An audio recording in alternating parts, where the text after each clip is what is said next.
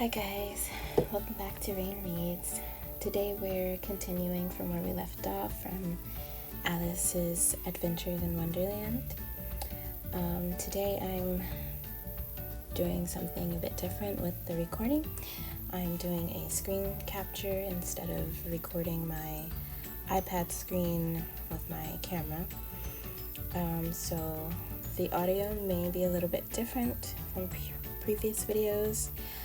Of course, the video itself is different. So if you notice any problems or anything you don't like, please comment them in the comment section below so that I can know. Today we're starting with chapter 5.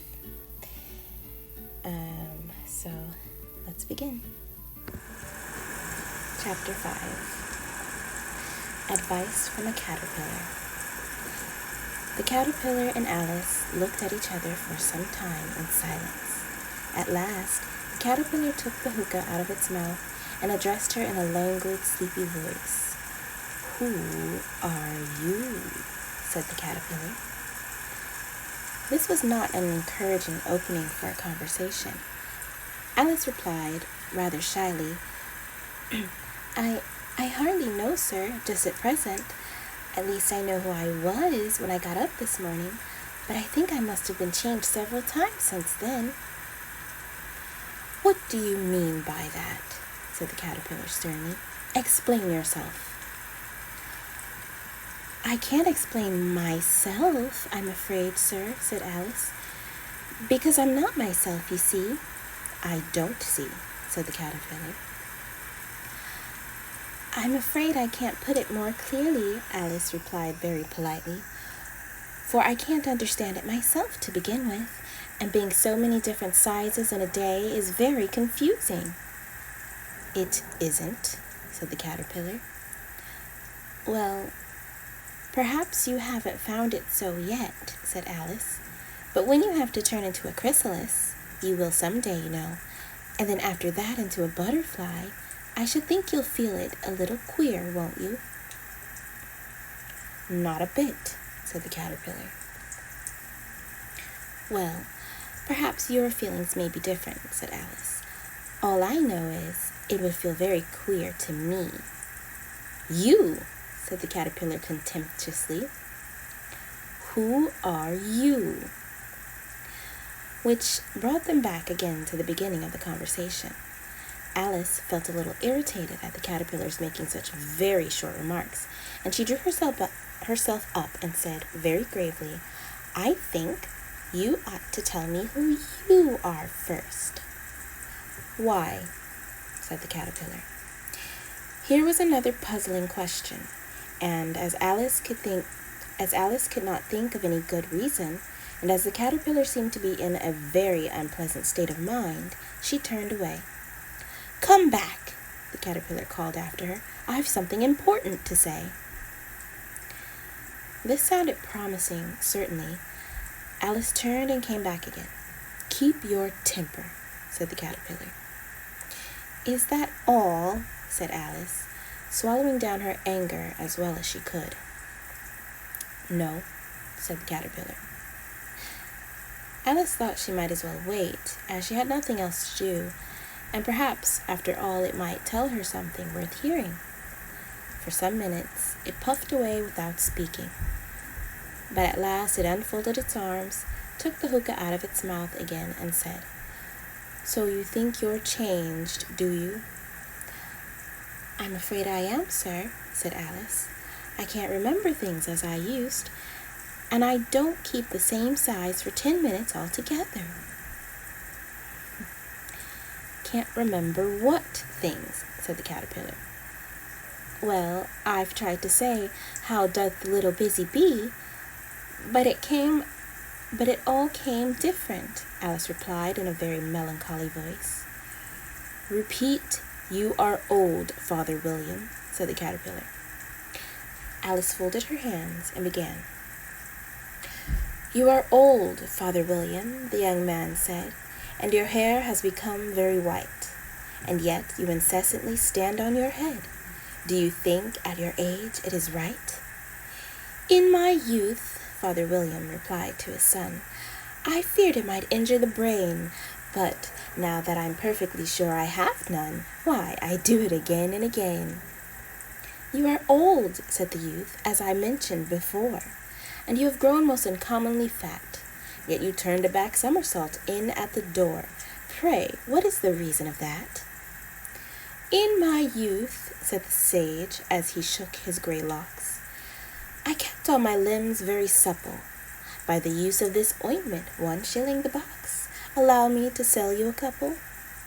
"You are old," said the youth, "and your jaws are too weak for anything tougher than sweet. Yet you finished the goose with the bones and the beak. Pray, how did you manage to do it?"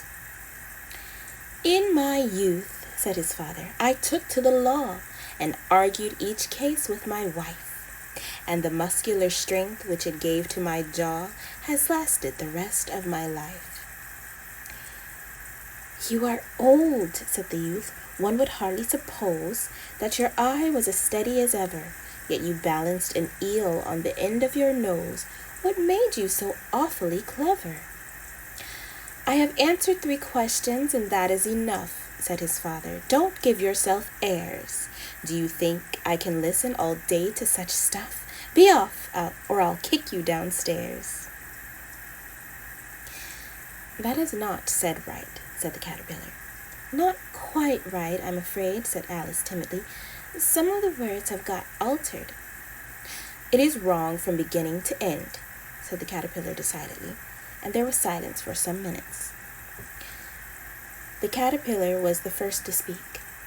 "What size do you want to be?" it asked.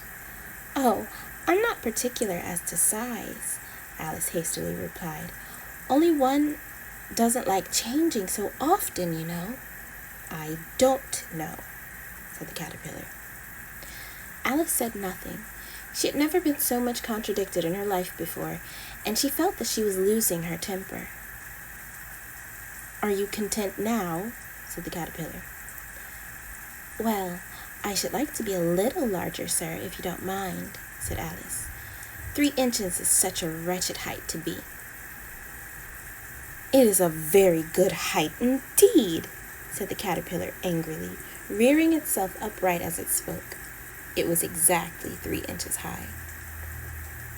"But I'm not used to it," pleaded poor Alice in a piteous tone, and she thought of herself. "I wish the creatures wouldn't be so easily offended." "You'll get used to it in time," said the caterpillar, and it put the hookah into its mouth and began smoking again. This time Alice waited patiently until it chose to speak again. In a minute or 2, the caterpillar took the hookah out of its mouth and yawned once or twice and shook itself. Then it got down off the mushroom and crawled away in the grass, merely remarking as it went, "One side will make you grow taller, and the other side will make you grow shorter." "One side of what? The other side of what?" thought Alice to herself. "Of the mushroom," said the caterpillar, just as if she had asked it out loud. And in another moment it was out of sight.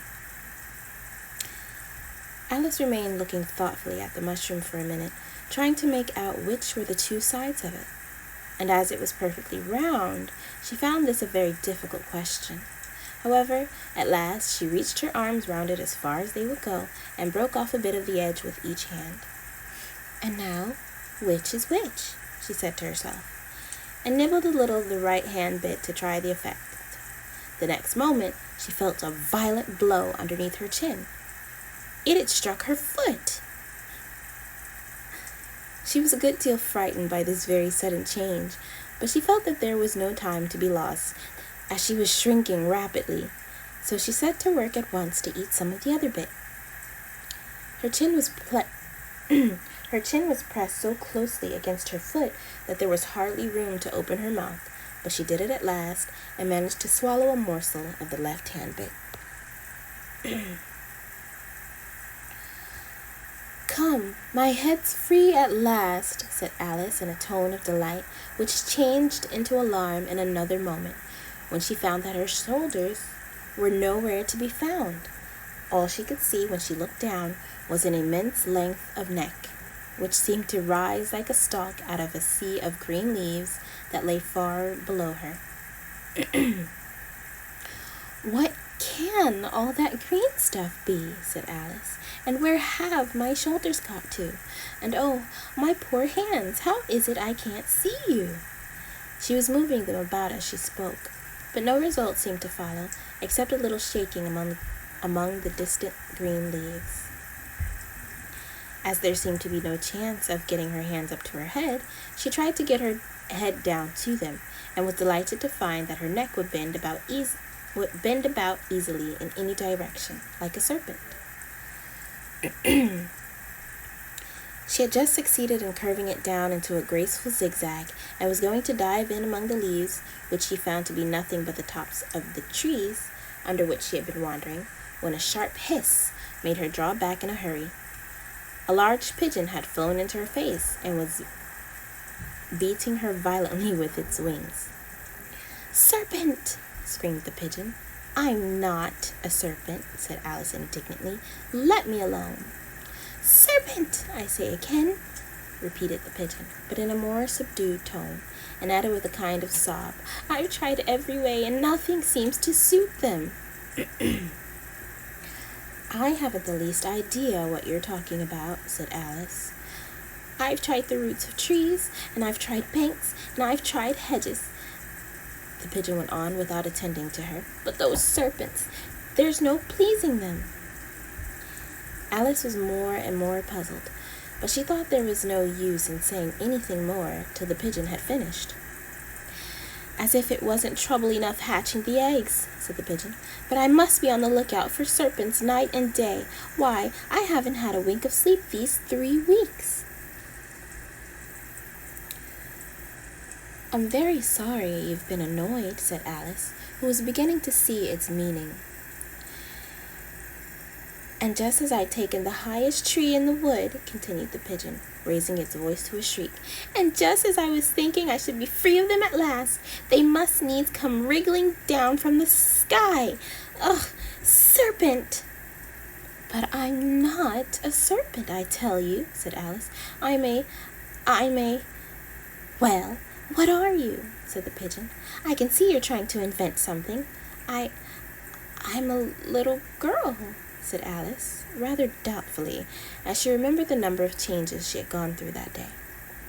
"A likely story indeed," said the pigeon, in a tone of the deepest contempt. "I've seen a good many little girls in my time, but never one with such a neck as that. No, you're a serpent, and there's no use denying it. I suppose you'll be telling me next that you never tasted an egg." "I have tasted eggs, certainly," said Alice, who was a very truthful child. "But little girls eat eggs quite as much as serpents do, you know." "I don't believe it," said the pigeon. "But if they do, why, then they're a kind of serpent. That's all I can say." This was such a new idea to Alice that she was quite silent for a minute or two, which gave the pigeon the opportunity of adding, "You're looking for eggs, I know that well enough. And what does it matter to me whether you're a little girl or a serpent?" "It matters a good deal to me," said Alice hastily, "but I'm not looking for eggs, as it happens, and if I was, I shouldn't want yours. I don't like them raw." "Well, be off then," said the pigeon in a sulky tone, as it settled down again into its nest. Alice crouched down among the trees as well as she could, for her neck kept getting entangled among the branches, and every now and then she had to stop and untwist it. After a while, she remembered that she still held the pieces of mushroom in her hands, and she set to work very carefully, nibbling first at one and then at the other, and growing sometimes taller and sometimes shorter, until she had succeeded in bringing herself down to her usual height. It was so long since she had been anything near the right size that it felt quite strange at first, but she got used to it in a few minutes and began talking to herself as usual. Come, there's half my plan done now. How puzzling all these changes are. I'm never sure what I'm going to be from one minute to another. However, I've got back to my right size. The next thing is to get into that beautiful garden. How is that to be done, I wonder? As she said this, she came suddenly upon an open place with a little house in it about 4 feet high. Whoever lives there, thought Alice, it'll never do to come upon them this size. Why, I should frighten them out of their wits. She began nibbling at the right-hand bit again, and did not venture to go near the house till she had brought herself down to 9 inches high. Alright guys, we're going to stop here for today. I only read one chapter this time because I have been really busy with my college and other things. So I actually recorded this video on Sunday night. Well, actually it was Monday morning at about 5 a.m. So I was really tired, and I didn't realize that I didn't record a conclusion video. So when I went to edit it, I only had the intro and the one chapter that I had read. So this video is very late from my schedule because I had to record a conclusion video, and so I'm still only going to keep it at one chapter. I'm actually thinking of only doing one chapter for this book, because if I do 2 chapters, the videos are almost 30 minutes long or 30 minutes long. If I do one chapter, it's about 15 minutes, and I think that would probably be easier for people to keep their concentration. So if you prefer a longer video, let me know. If you prefer a shorter video, let me know, and I'll choose one. That's all for today. Thank you so much for listening. Take care.